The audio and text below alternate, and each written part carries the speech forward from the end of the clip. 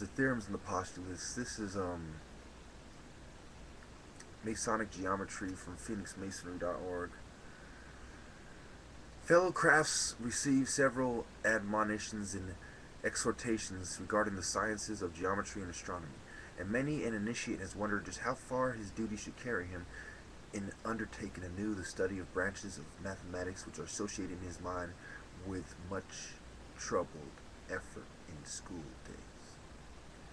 While some mathematically minded men find the same joy in the study of lines, angles, surfaces, spheres, and measurements, which the musician obtains from his notes, the painter from his perspective and colors, and the poets from his meter and rhymes, comparatively few brethren rejoice in the study of the mathematically abstruse. This must have been as well known to Preston when he wrote those portions of our fellowcraft degree which we owe to his genius, as to any modern. So it seems fair to conclude that it was less the literal study of geometry with designed to become an expert than a figurative appreciation of its implications which the great master of masonry had in mind.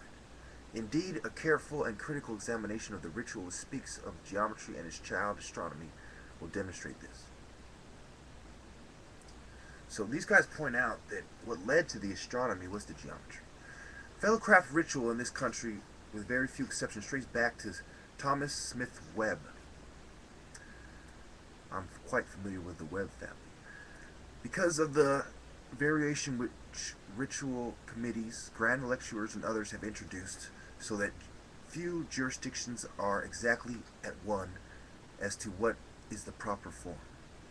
Our examination here will be based on Webb. His several paragraphs here quoted in succession, although separated in his monitor, read as follows.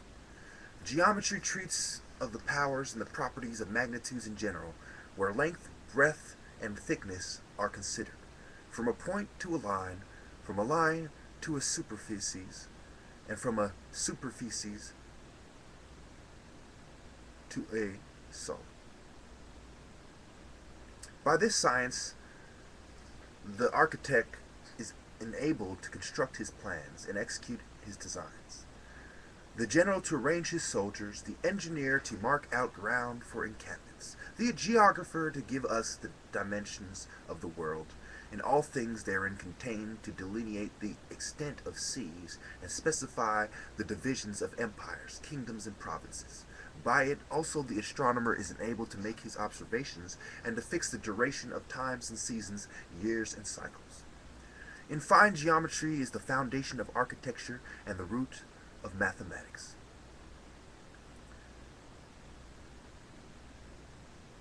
Astronomy is that divine art by which we are taught to read the wisdom, strength, and beauty of the Almighty Creator. In those sacred pages of the celestial hemisphere, assisted by astronomy, we can observe the motions, measure the distances, comprehend the magnitudes, and calculate the periods and eclipses of the heavenly bodies. By it we learn the uses of the globes, the system of the world, and the preliminary law of nature.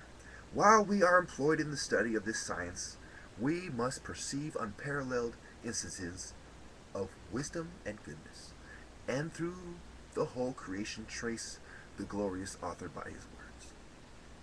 Geometry, the first and noblest of sciences, is the basis on which the superstructure of masonry is erected. By geometry, we may curiously trace nature through her various windings to her most concealed recesses. So what did they say? Geometry